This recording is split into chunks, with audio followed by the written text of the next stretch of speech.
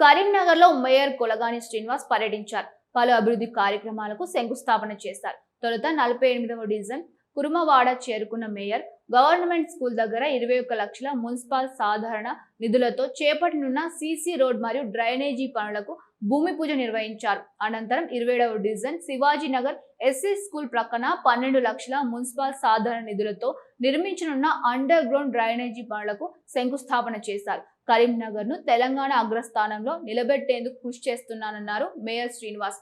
వర్షాకాలం దృష్టిలో పెట్టుకుని లోతట్టు ప్రాంతంలో ఎలాంటి ఇబ్బందులు తలెత్తకుండా చర్యలు తీసుకుంటామన్నారు. అధికారులను అలర్ట్ చేశామని, ఎలాంటి ఇబ్బందులు ఎదురైనా ఎదుర్కొనేందుకు సిద్ధంగా ఉన్నామన్నారు. ప్రజలు ప్లాస్టిక్ వ్యర్థాలను డ్రైనేజీలో వేయవద్దని పిలుపునిచ్చారు.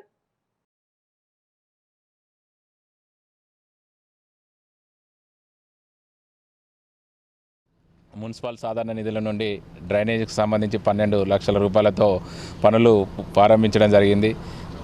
కార్యక్రమంలో స్థానిక కార్పొరేటర్ శ్యామల కిరణ్ గారు పాల్గొనడం జరిగింది. సుడా చైర్మన్ నరేందర్ రెడ్డి గారు పాల్గొనడం జరిగింది. అలాగే మా కార్పొరేటర్లు బండారు వేణు గారు, శ్రీనివాస్ గారు, మాజీ కార్పొరేటర్ జితేందర్ గారు, అనిల్ గారు పాల్గొనడం జరిగింది. నగరంలో 66 డివిజన్లో అభివృద్ధి ముందుగా మా పాలకవర్గం ముందుకు వెళ్ళడం జరుగుతుంది.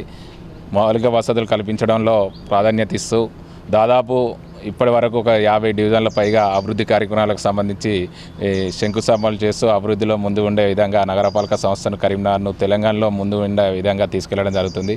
అలాగే మనకు ఈ వర్షాకాలం ముందస్తుగా ప్రణాళికలో భాగంగా ఎక్కడైతే లోతట్టు ప్రాంతాలు ఉండి ఇండ్లలోకి వాటర్ రావడం, అలాగే రోడ్డుపైకి వాటర్ రావడం అనే సమస్యలను అధికారులతో గుర్తించి మా స్థానిక కార్పొరేటర్లు కానీ ప్రజలు కానీ మా దృష్టికి వచ్చిన కాడ అక్కడ వర్షాకాలంలో ముందుగానే గుర్తించి ఆ సమస్యలను పరిష్కరించే దిశగా సిల్ట్ కార్యక్రమాలు మొదలుపెట్టడం జరిగింది.